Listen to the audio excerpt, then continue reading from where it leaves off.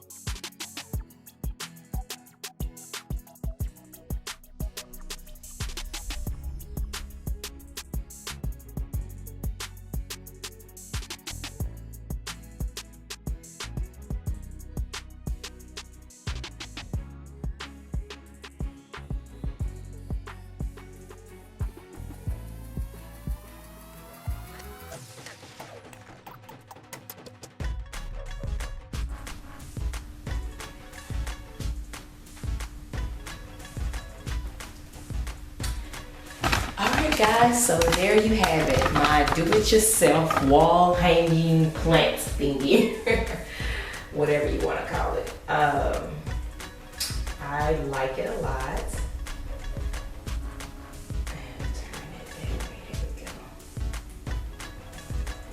Eventually what I may do is I may go ahead and maybe snip some of it. I gotta get the scissors and make it even.